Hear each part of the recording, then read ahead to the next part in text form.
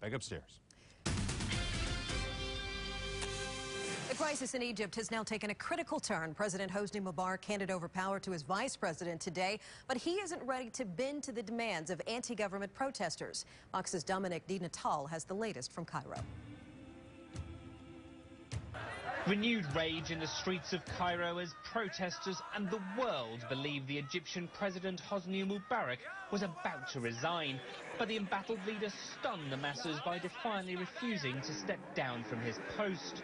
I will continue on to carry out my responsibility to defend the Constitution and the interest of the people.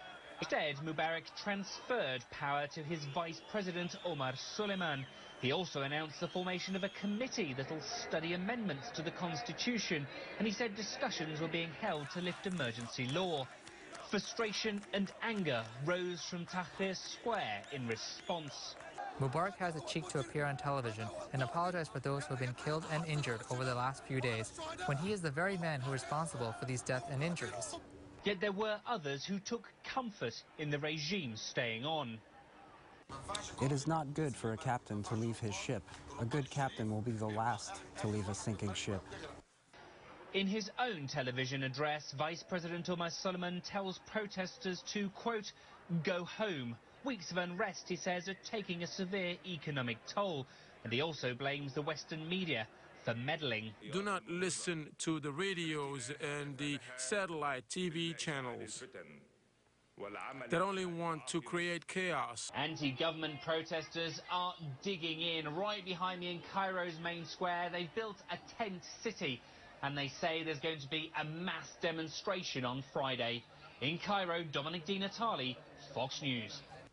Dr. Sahar Khamis, Assistant Professor of Communications at the University of Maryland College Park, joins us tonight. She is also Egyptian and has relatives on the ground there in Tahrir Square. Dr. Khamis, thanks for joining us. Thank you very much for having me. There was so much anticipation for President Mubarak's resignation today.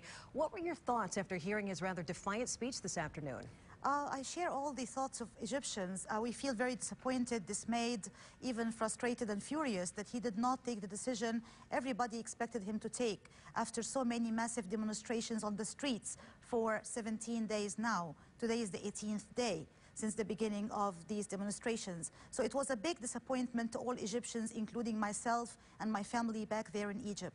Let me ask you, how do you respond to people who say he's done enough? He said he would not run for re-election again. He has now transferred power over to his vice president. He did not do enough, actually. He has done very little, very late. He did not respond to people's request, which was the complete eradication of his whole government, his departure from power, a whole change of his government. That has not changed. Actually, they see the vice president and they see his appointment of the prime minister and the choice of the cabinet as an extension of his own system and his stay in power. And these are not the demands of the Egyptian people out in the streets. They made their demands very clear, but obviously there's a huge gap and a disconnect between himself and his people. We saw incredible pictures of just crowds and crowds of people out there in the streets today. Your family that is in Cairo right now, what are they telling you about the situation there in Tahrir Square? What's it like? My family have been involved in these demonstrations since the very first day, and they've been involved today as well. And they are very furious, very angry, disappointed, just like all Egyptians, that he did not decide to listen to his people and to take the courageous decision of stepping out of office and handing over, power to a transitional democratic government that would listen to people. My family are saying Egyptian people are very angry. They are demonstrating, they're furious, and they're really determined to take some crucial and sensitive steps tomorrow. And at this point, what do you think the U.S. role should be here? Should we get behind the pro-democracy forces or just stay out of this altogether?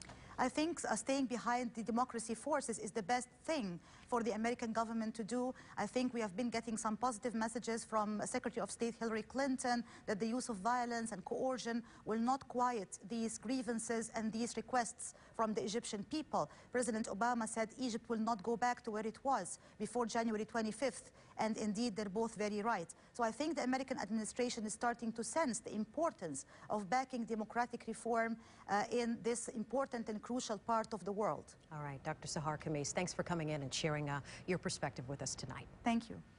Fox 5 is getting results for viewers. Our investigation exposed